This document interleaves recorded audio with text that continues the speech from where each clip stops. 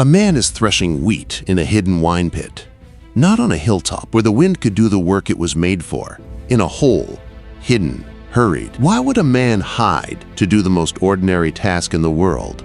Because for 7 years, Midian had crushed Israel, sweeping in like locusts and leaving nothing alive. Neither sheep, nor ox, nor ass. The people had fled to caves and dens in the mountains. This is where we find Gideon. Not a warrior, not a leader. A frightened farmer, hiding to save the last of his grain. An angel of the Lord sits under a tree and speaks words that don't match the man in front of him. The Lord is with thee, thou mighty man of valor.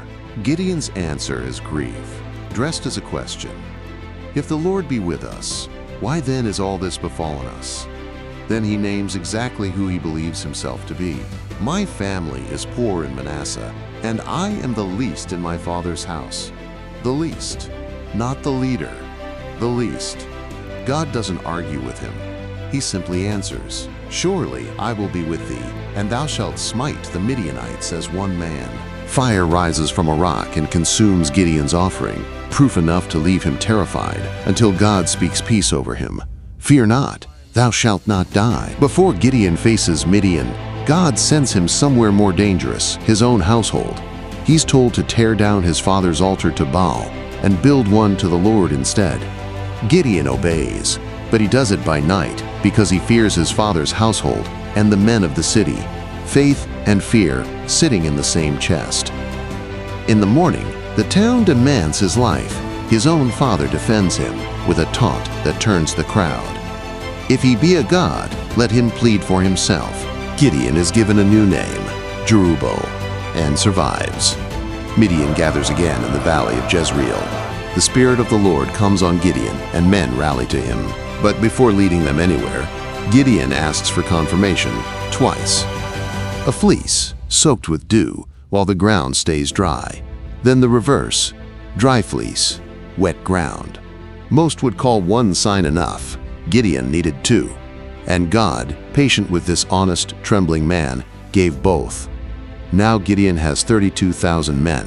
Surely the story moves forward now.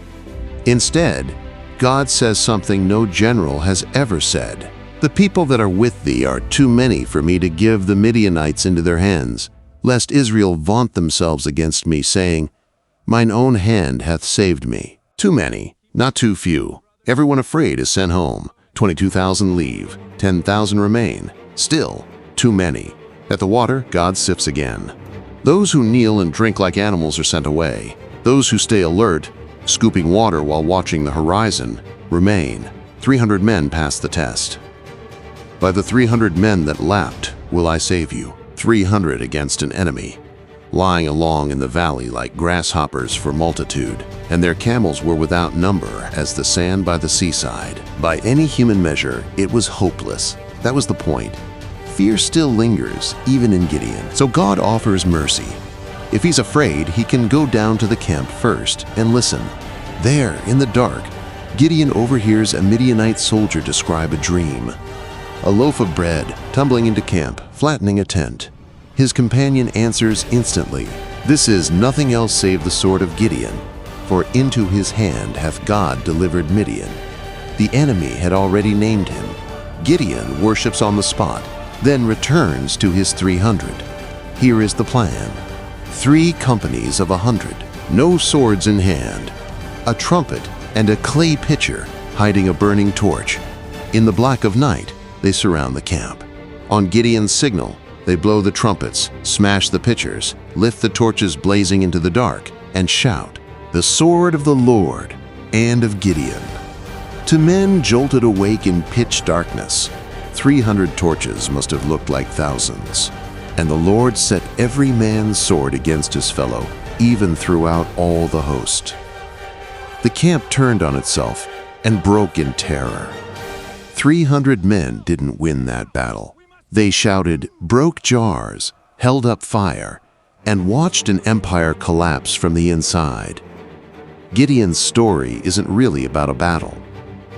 It's about a man who felt too small and afraid, who obeyed anyway, one trembling step at a time. God didn't wait for his fear to vanish before using him. If you feel like the least, too weak, too outnumbered, too unlikely, that may be exactly where God works best. He isn't looking for your strength. He's looking for your obedience. Lord, when I feel too small or afraid for what's in front of me, remind me you've never needed strength, only surrender. Meet me gently in my doubt, as you met Gideon, and give me courage for the next step. Let my life declare what you have done, not what my own hand accomplished. Amen. If this story moved you, tell us in the comments which one you want to see next, and subscribe so you don't miss it.